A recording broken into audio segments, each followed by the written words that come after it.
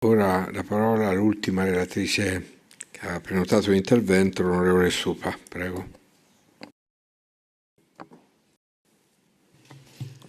Faleminderit i nderuar. Në fakt, mjedisi mediatik në Shqipëri duket qartësisht dhe në raportin OSBE-ODIHR-it për sa i përket periudhës së zgjedhjeve sapo kaloi Shqipëria. Raporti paraqet tekstualisht këtë tekst. Pavarësia diversiteti dhe integriteti i lajmeve në dispozicion të votuesve janë dëmtuar nga varësia e shumicës së medias, nga financimi jo transparent, nga interesa politike dhe biznesi të mbështetura nga kontrata qeveritare. Raporti me pak fjalë paraqet që qytetarët nuk morën dot informacion objektiv, siç e vënë ata ndukje, dhe shprehen që shumica dërmuese e medjave perceptohen të jenë të lidhura me partinë në pushtet.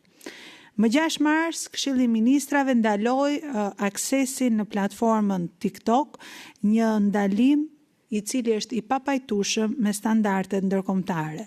Sipas raportit të misionit të OSBE-ODIHR-it, kjo ndalesë pati ndikim shtesë negativ në aftësinë e gjithë kandidatëve, përfshirë dhe partitë jo parlamentare, për të bërë fushat në kushtet barabarta. Shoqatat e gazetarëve kanë dërguar çështjen në gjykatën kushtetuese sepse qartësisht kemi të bëjmë me një shkelje të drejtave kushtetuese. Nga raporti del qartësisht që ambienti kufizuar mediatik dështimi për të zbatuar në mirëbesim kërkesat ligjore i provuan votuesve një informacion të pavarur, të larmishëm dhe të thelluar mbi garën e zgjedhjeve. Problem serioz ngelet në Shqipëri kushtet për të garantuar sigurinë dhe lirinë e gazetarëve.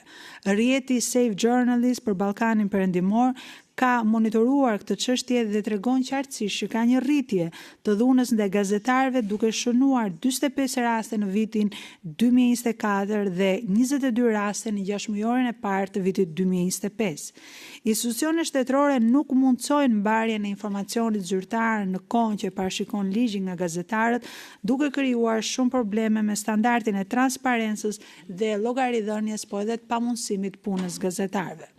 BE, siç e përmendi kolegja, kërkon dialogun e strukturuar dhe adoptimin e direktivës anti-SLAPP, por ju garantoj që nuk ka asnjë progres deri tani dhe pse ka një inicim nga qeveria shqiptare.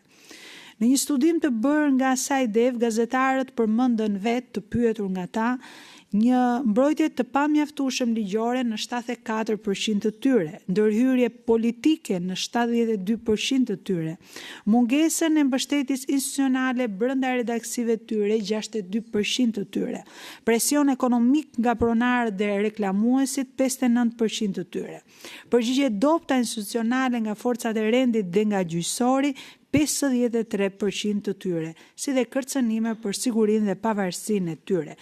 Pavarësia e institucioneve shtetërore, mjafton të kujtojmë AMA-n që përmendi kolegja dhe një fjali ndoshta më të thjeshtës për të kuptuar që AMA drejtohet nga ish zëdhënësja politike e Partisë Socialiste.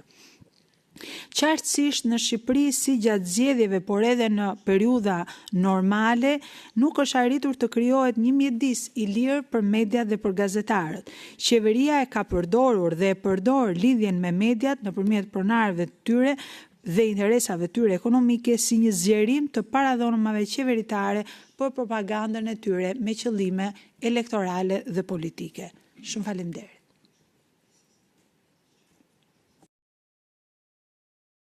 Grazie, onorevole Supa.